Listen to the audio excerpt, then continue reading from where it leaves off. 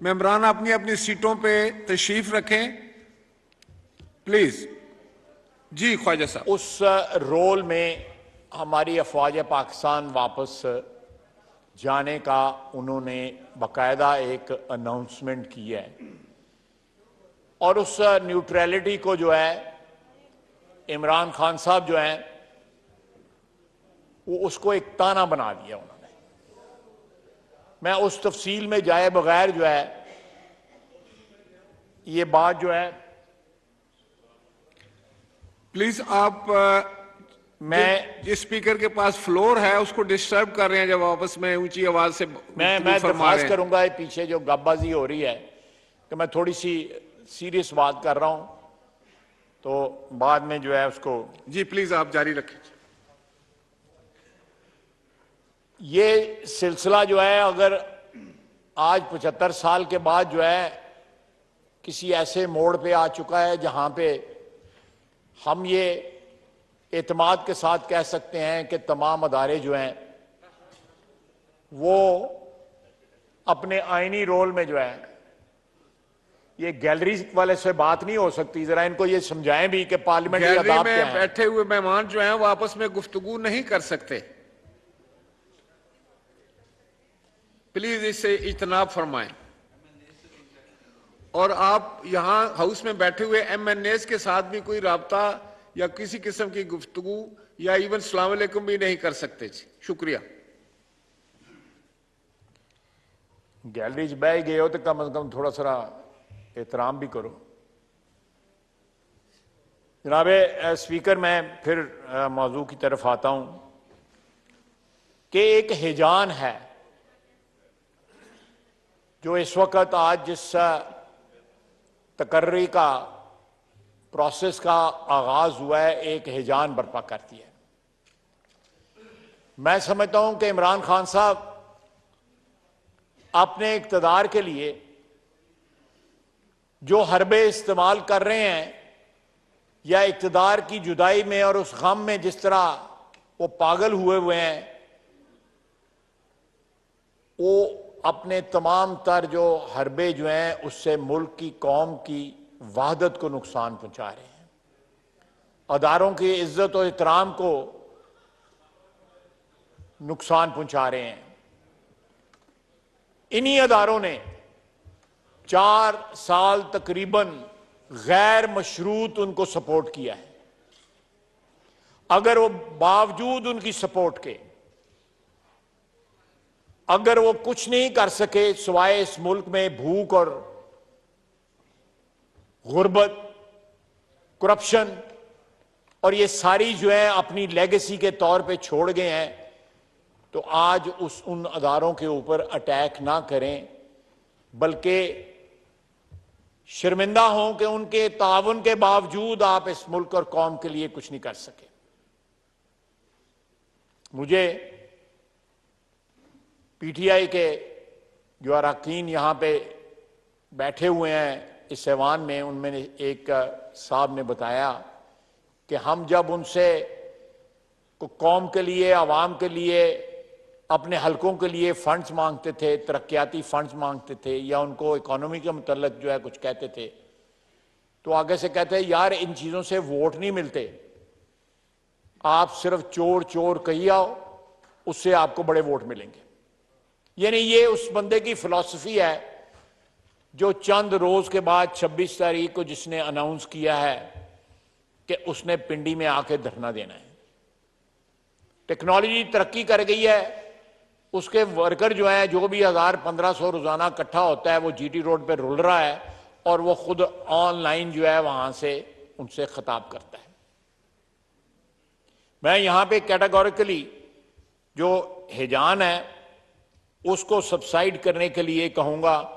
मैंने हाउस से बाहर भी किया है, लेकिन मैंने चाहता था कि हाउस के रिकॉर्ड पे भी आ जाए कि आज मिनिस्ट्री ऑफ दफा को वजीर आजम का खात्मा सूल हुआ और वो खत जो है कम्युनिकेट GHQ को हो गया है।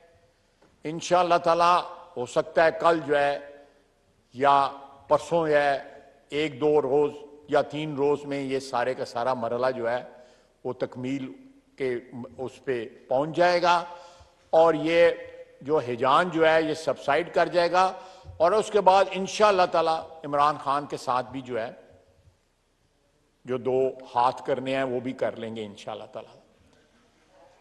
लेकिन मैं यहां पे अभी मैं एक प्रोग्राम की रिकॉर्डिंग पे गया हुआ था।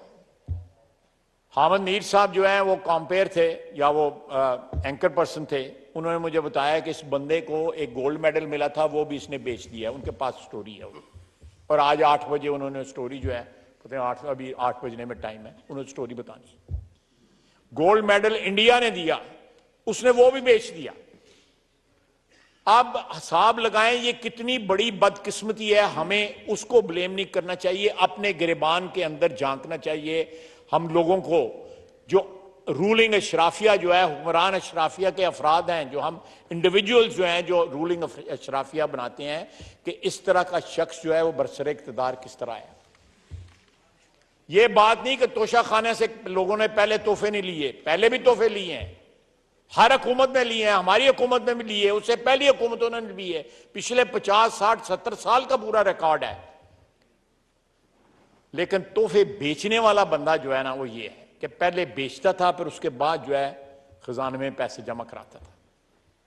जो तारीखें हैं बेचने की और जमा कराने की वो बात साबित करती हैं। मैं बार बार जो है कहता हूं कि मुकदमा करो, अदालत में जाओ, खाली बढ़ के नहीं मारो, अदालत में जाओ ताकि दूध का दूध पानी का पानी हो सके। और अभी और चीजें आ रही हैं। इसने बाकायदा गैर मुल्कों से तहाइफ मिलना जो है उसको कारोबार बनाया हुआ था इसने। ये किस तरह बरसर इक़्तिदार आया, किस तरह इंजीनियर किया गया ओवर 10, 12, 15 ईयर्स इसको बरसर इक़्तिदार लाना। ये बदकिस्मती है इस मुल्क की, इस कौम की, और इसके लिए हम लोग जिम्मेदार हैं। जो मेंबरान हैं या जो हुक्मरान अशराफिया से जिनका ताल्लुक है, जिनके पास किसी ना किसी दौर में इस मुल्क की हुक्मरानी रही, इसमें सिर्फ सियासतदान जो है वो जिम्मेदार नहीं है, इसमें बाकी तमाम तर जो कंपोनेंट्स हैं हमारे पावर स्ट्रक्चर के सारे जिम्मेदार हैं। और उस शख्स को बावजूद इन तमाम बातों के, there is a large number of supporters he has in this country, इसको डिनाई नहीं किया जा सकता। आप ये भी देख लें कि इस शख्स को बर्दाश्त करना या उसको लीडर तस्लीम करने वाले लोगों का क्या मॉरल्स होंगे या उनकी क्या सोच होगी।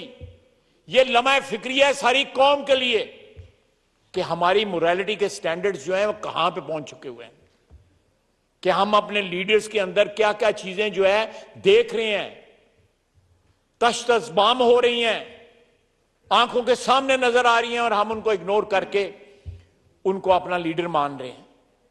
बाकी तो स्टोरियां हैं, कोई सच होंगी, कोई झूठ होंगी, कोई कंस्ट्रक्ट की होंगी, लेकिन ये तो रंगे हाथों पकड़ा गया है। जिस तरह पंजाबी में कहते हैं गले के अंदर इसका हाथ था और पकड़ा गया है, वो डिनाई नहीं कर सकता। और आज देखें, पहले अमरीका इसी हॉल में जब वोट ऑन नो कॉन्फिडेंस हुआ तो उसने कहा यह अमरीकी साजिश है।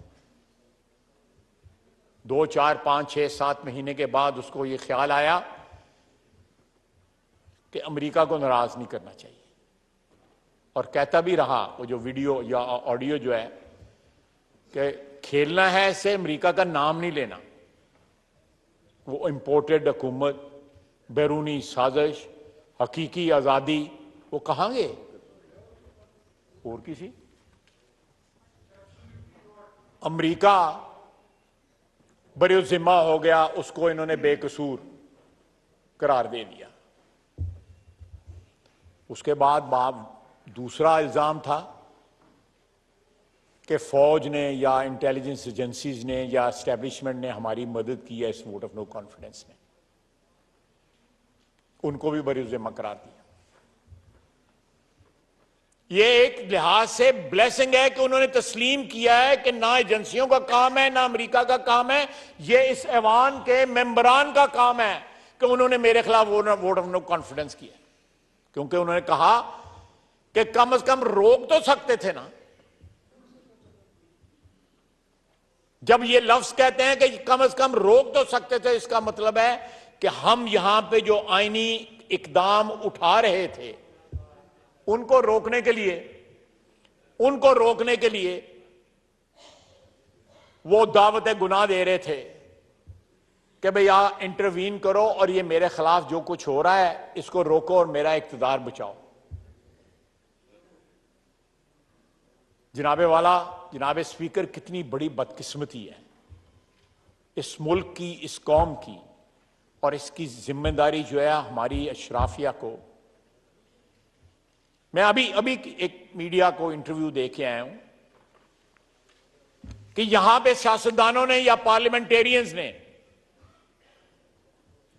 हम अपनी पहले गलती तस्लीम करते हैं, अपनी बरादरी की गलती तस्लीम करते हैं कि 75 साल में शायद हमने जिन तवक्कुआत के साथ हमें इस ऐवान में, इस मुकद्दस ऐवान में भेजा जाता है, हमने वो तवक्कुआत पूरी नहीं की। फिर उसके बाद एग्जीक्यूटिव आ जाती है जो इंतजाम और इंसराम जो है इस मुल्क का जिनके हाथ में है। क्या वो ये चीज एतमाद के साथ कह सकते हैं कि उन्होंने 75 साल में इस मुल्क के साथ हुक्मरानी जो है, जो परपेचुअल हुक्मरानी तो उनके पास रही है। हम तो कभी आते कभी चाहते हैं, कभी मार्शल लग गया, कभी फौज आ गई, कहीं रुल गए, कभी जेल में चले गए, लेकिन परपेचुइटी में अगर किसी की हुक्मरानी रही है तो ब्यूरोक्रेसी की रही है। या एस्टैब्लिशमेंट को मैं बाद में लाता हूं, वो एस्टैब्लिशमेंट के साथ भी रहे, hand in gloves with establishment and with the political governments. They must also assume responsibility of what is happening with Pakistan today. उसके बाद मीडिया, आप मीडिया देखें, मैं एहतराम करता हूं मीडिया का, आजादी राय जो है वो एक बड़ा मुकद्दस हक है, उसका एक अपना तकद्दस है। ज्यादा दूर न जाए, आज ही देखें, सुबह से एक हिजान है कि जी समरी आ गई, समरी आ गई, समरी चली गई, नाम आ गए, डोजियर चले गए, डोजियर आ गए। किसी ने वेरीफाई करने की कोशिश भी नहीं की, क्योंकि ये अदारे कमर्शियल हो चुके हुए। जनाब speaker, 10% of commercial time public service messages के लिए मुख्तस है। पैमरा का लॉ है, पैमरा उसको एनफोर्स नहीं कर रहा। बड़े लोग हैं, बड़े बड़े चैनल्स हैं, पैमरा भी कॉम्प्रोमाइज हो जाता है। वो टाइम जो है वो रात के 12-1 बजे जब कौम सोई होती है तो वो पब्लिक सर्विस मैसेजेस आते हैं। इकोनॉमी का बुरा हाल है, यहां पे बचत और कफायश शारी की जरूरत है। या आप इकोनॉमी के मतलब दूसरी चीजों के मतलब लोगों को आगाही दें, यह आपका काम है, लेकिन कोई जो है ना उसको तवज्जो नहीं दे रहा। उसके बाद हमारी एस्टैब्लिशमेंट 4 दफा टेक ओवर पाकिस्तान में किया है उन्होंने। 35, 37, 36 साल जो है डायरेक्ट हुक्मरानी की है। 11 साल अयूब खान के, 3 साल याया खान के, वो 10-11 साल जनरल ज़िया के और 8-9 साल जो है आप जनरल मुशर्रफ के लगा लें। आज जिस यहां पे भी ये खड़े हैं, इन हुक्मरानियों की भी जो 13, 36, 37 साल की है, उनकी जिम्मेदारी भी है। फिर जो है उसके बाद जो है डायरेक्ट हुक्मरानी नहीं, लेकिन इनडायरेक्ट हुक्मरानी जो है बाय मैनेजमेंट जो है करते रहे। तो आज ये वक्त है, एक ऐसे मोड़ पे जनाब स्पीकर हम खड़े हैं। हमारा बिग बिजनेस देख लें, आप एफबीआर का देख लें, टैक्स उठा के देख लें कितने लोग टैक्स देते हैं। पाकिस्तान एक वाहिद मुल्क है जिसमें मार्केटें रात के 12-1 बजे, हमारे यहां पे बिजली की लोड शेडिंग होती है। हमारे पास बिजली जो है लोगों की रिक्वायरमेंट पूरी करने के लिए काफी नहीं है। गरीब आदमी जो है अफोर्ड नहीं कर पाता। ये तमाम मार्केटें जो हैं जो रात के 12-1 बजे तक खुलती हैं, अल्लाह ताला ने हमें सूरज की रोशनी से नवाजा है, अपनी रोशनी से नवाजा है, अपने नूर से नवाजा है। उसमें आधा दिन असी सुते रहने।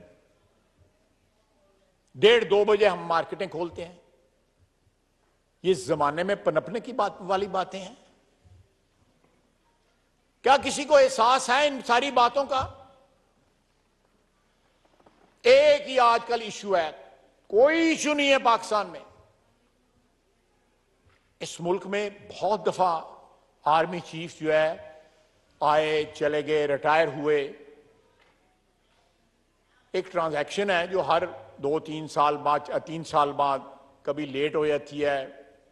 जब हुक्मरान होते हैं वो जो है जनरल ज़िया साहब देख लें, जनरल मुशर्रफ साहब देख लें, जनरल अयूब देख लें, लेकिन ये हिजान जो है ये हमारी कौम को, हमारे मुल्क को, जब ऐसे वक्त में जबकि हमारी इकोनॉमी वीक है, कमजोर है, हम अपने पांव पे माशी तौर पे खड़ा नहीं हो सकते, हम एक ऐसी चीज के बाद, अल्लाह करे इंशाअल्लाह ताला हमारी कोशिश है कि जल्द ये चीज जो है ये मरहला जो है गुजर जाए ताकि कुछ स्टेबिलिटी की तरफ जो है हम रवां दवां हो सकें। लेकिन मेरी इस फ्लोर से ये गुजारिश है, ये तमाम तबकात जिनको मैंने एड्रेस किया है, मैं एक पॉलिटिकल वर्कर हूं,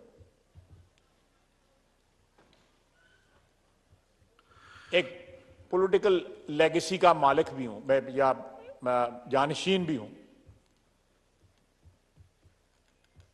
मैं ये सोचता हूं, व्हेन आई लुक बैक, 6-7 दहाइयां पीछे मैं देखता हूं तो पाकिस्तान ने खोया है, पाया कुछ नहीं है। पॉलिटिकल कल्चर जो आज से 15 या 20 साल इस हाउस में बड़े ऑनरेबल मेंबर्स जो है ना पहली दफा आए, कोई दूसरी दफा आया है, लेकिन जो 90 की दहाई में शाह साहब बैठे हुए हैं और मेरे बड़े दोस्त बैठे हुए हैं, जो उस वक्त पॉलिटिकल कल्चर था, 10 गिरबान थे पीपल्स पार्टी और पीएमएलएन, लेकिन फिर भी एक कल्चर मौजूद था, एक पॉलिटिकल कल्चर जिसमें लिहाज था, आंखों में हया थी, कोई रिवायात थी, सब के सब मलियामेट हो गई। सब्सक्राइब करें और बेल दबाएं ताकि कोई खबर रह न जाए।